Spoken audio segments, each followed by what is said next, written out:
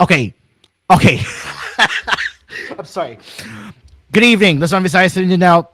This is Cool News at 6. You're listening on Cool FM, and you're watching on Cool TV, and we are also being simulcast on News Radio 93.1 on bringing the latest stories that care for you. And we apologize for such the technical difficulties on my remote end. And this is literally Roblox. For the headlines, as Chief Presidential Legal Counsel Juan Ponce Enriquez spoke about irony and karma, Senator Ronald Bato de la Rosa reminded him of his support during the 1986 coup d'etat against then President Ferdinand E. Marcos Sr.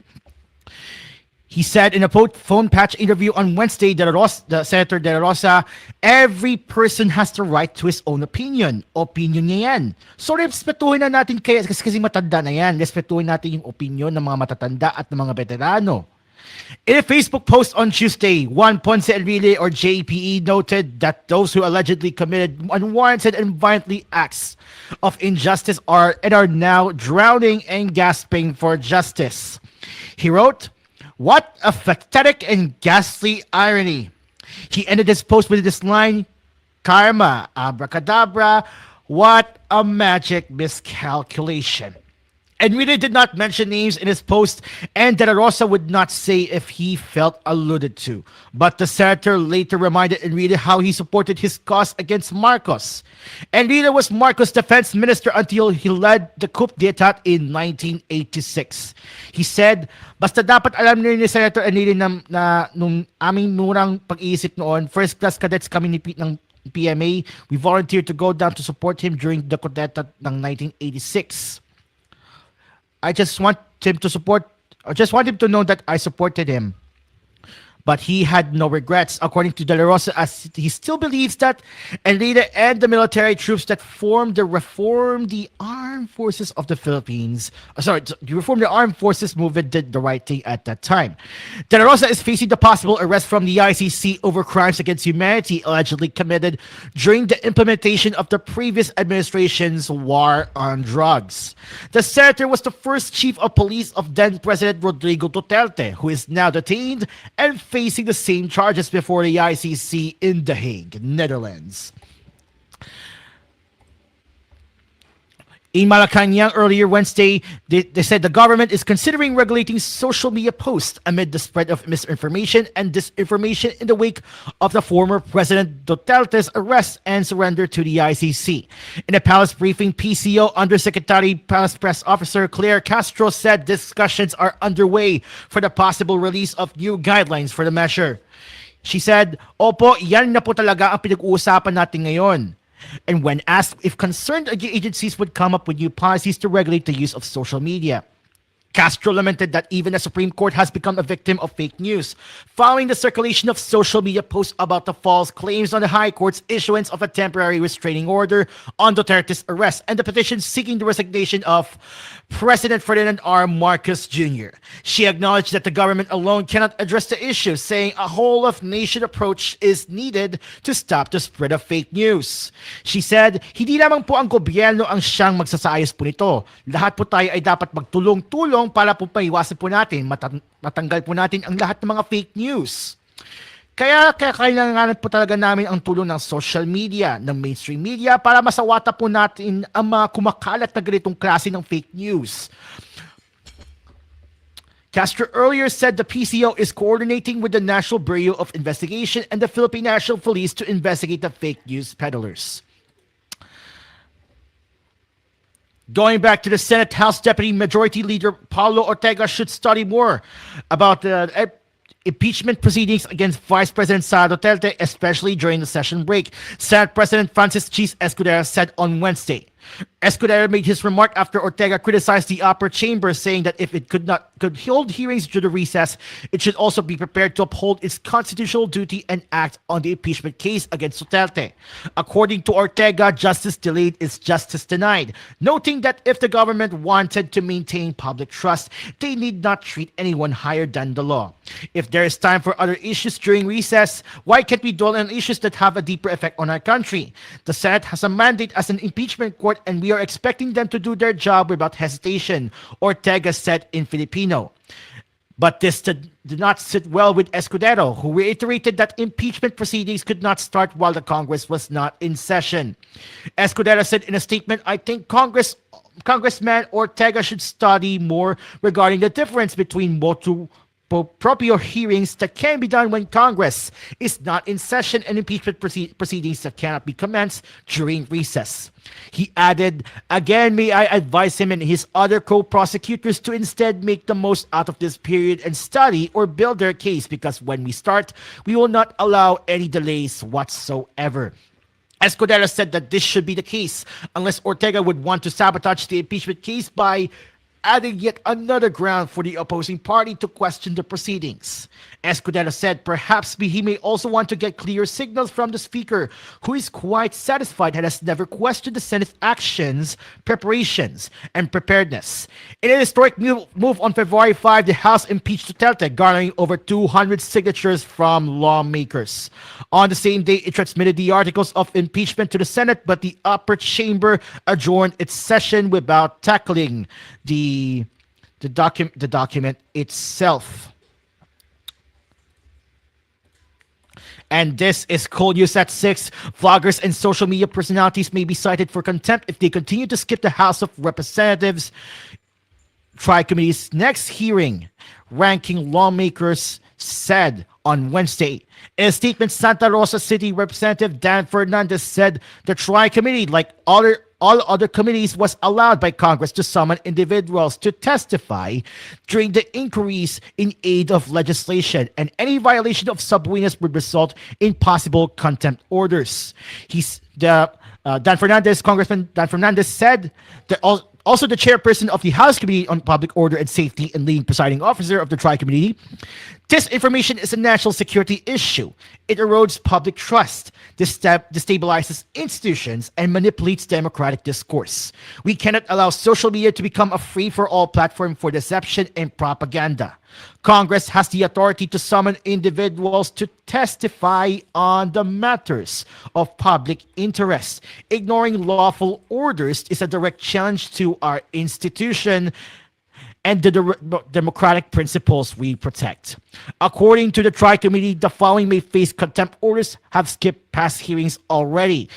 One of them included the former Presidential Communications Office Secretary Trixie Cruz Angeles, one of the earliest in the PBBM administration, and other pro-DDS bloggers, namely Aaron Peña, Alan Troy Sasregando Sasot, Elizabeth Joy Cruz, Dr. Ethel Pineda Garcia, Jeffrey Almendra Cedis, Quizette Loretta Chu, the former PCO Undersecretary Lorraine Marie Badoy Paltosa in Duterte's administration, Mark Anthony Lopez, Mary Jean Kiambao Reyes, and Richard Teosoro Mata, who is also running for the Senate seat this 2025.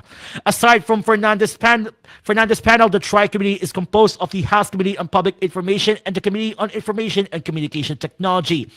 The three panels have been tasked to probe the spread of disinformation online after several resolutions were filed and different privileged speeches about the matter were delivered.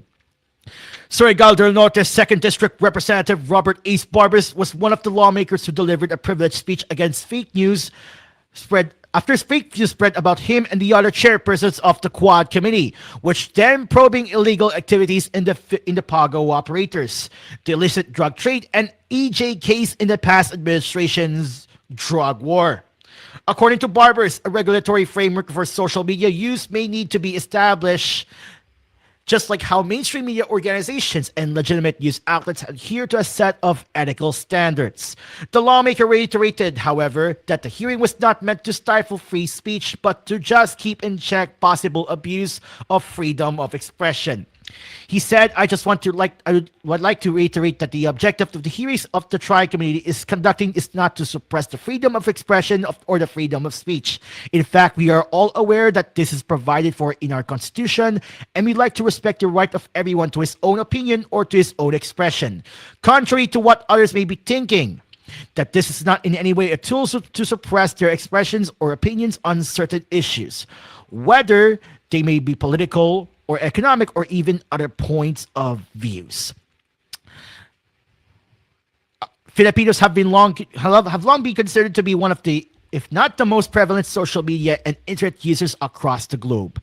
In a digital 2022 report of social media management firm Hootsuite and creative agency We Are Social, Filipinos were found to have ranked second on the list of countries whose citizens spend the most time on the internet and social media, an average of 6 hours and 58 minutes per day, or almost 7 hours in total. However, heavy social media use also means that the Filipinos are susceptible to misinformation and disinformation.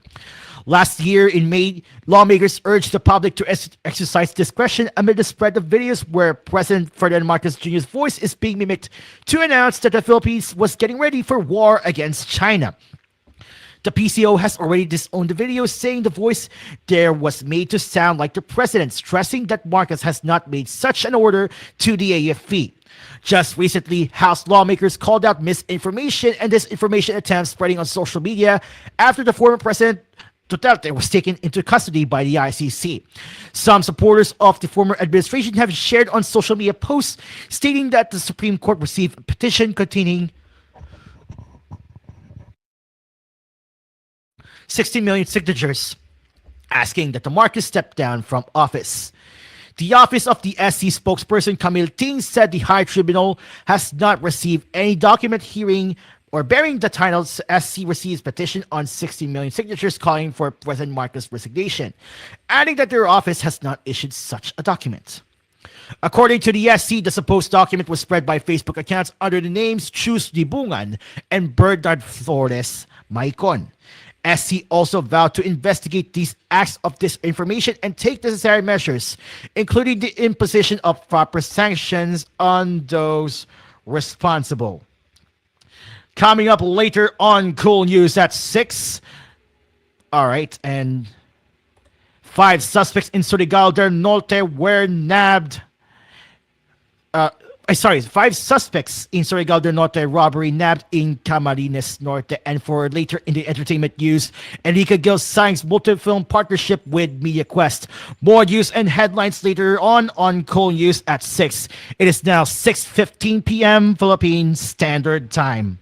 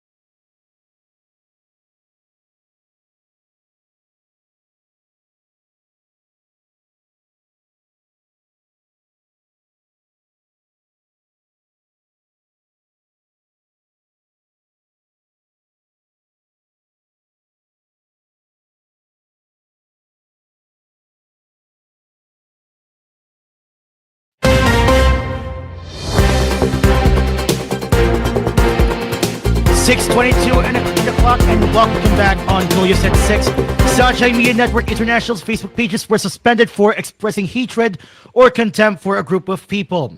In an article posted on its website, SMNI confirmed that Meta has suspended the SMNI pages and its affiliates TZAR 1026 and SMNI Integrated News. The heretical media company said this is for allegedly expressing hatred or contempt for a group of people and using harmful racial stereotypes, citing a violation of their so-called community standards.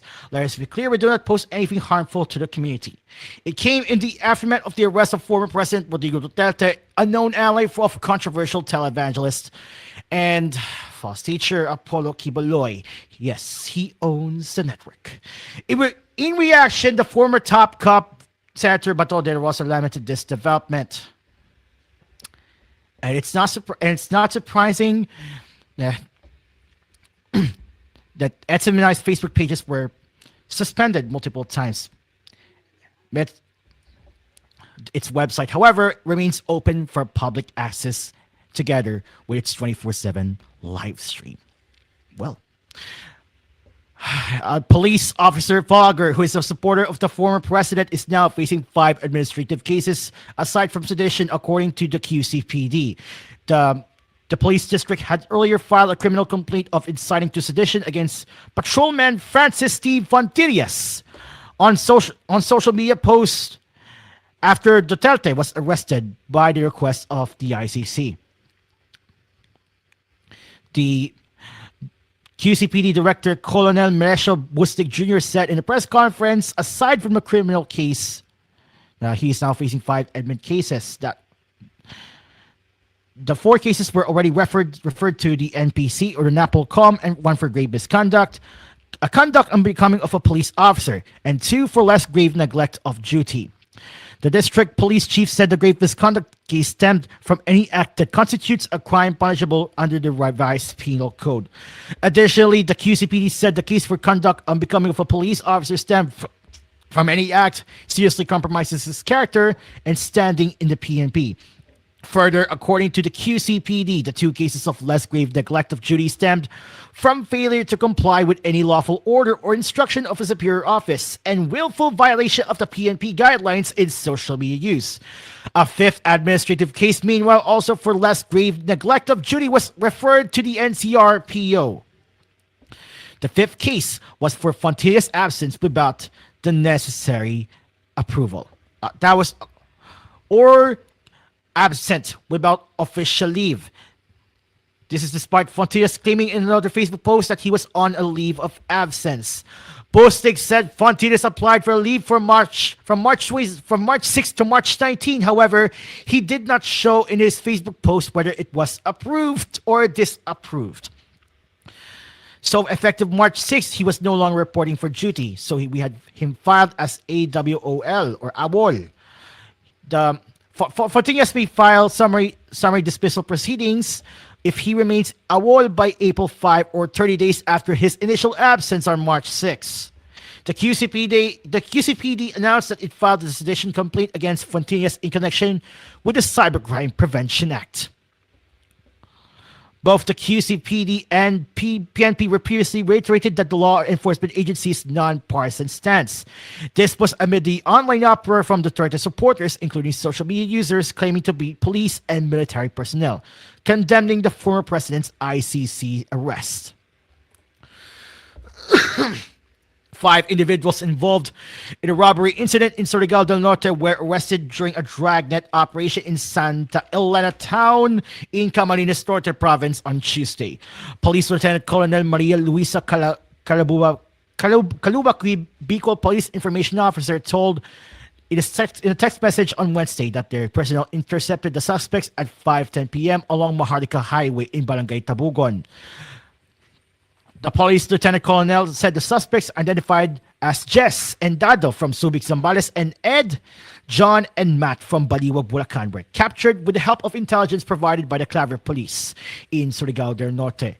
The police had been engaged in a hot pursuit operation and tracked the suspects who were reportedly fleeing from Leyte toward the Bicol region in a green Honda CRV. The vehicle was connected to a robbery that occurred on March 9 in Barangay Bagakay, Claver. Police report recovered several stolen items, including laptops, cellular phones, tablet gadgets, internet routers, and various PNP uniforms from the suspects. Along with the confiscated items and their getaway vehicle are now in the custody of the Santa Elena police for proper legal proceeding.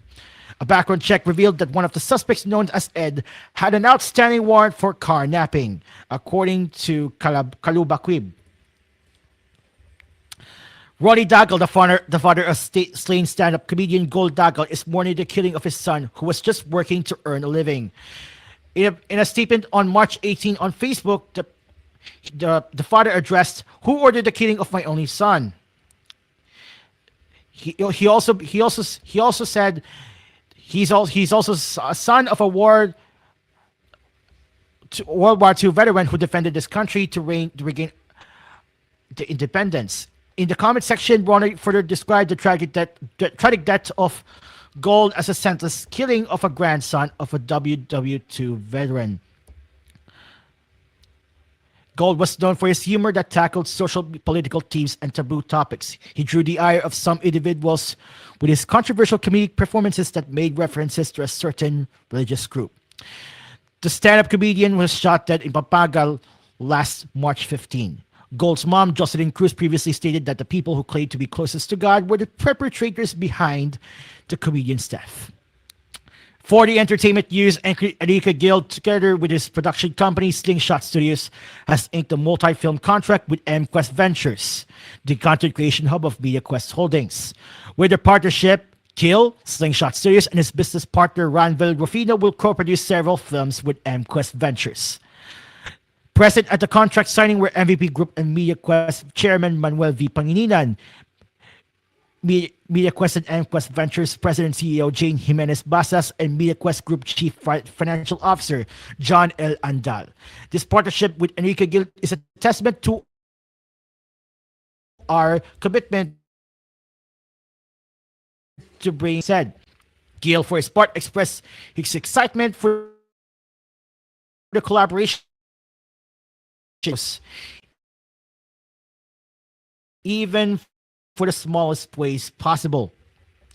Gil's first film under the multi-picture deal is set to begin production now a minute before 6:30 in the evening Philippine Standard Time, and that is all for Cool News at 6. We will return for more news and headlines later on Cool News Prime Time at 10:30 p.m. Philippine Standard Time. You can also send us your comments, suggestions, and feedback at tvh.philippines.news@gmail.com. Coming up next on Cool FM, the cafe is now open on Aspheres Cafe together with Cairo. You're listening on Cool FM Nationwide, the station that cares for you. This is your station. This is home number one in Metro and Mega Manila. Good night and God bless the Republic of the Philippines.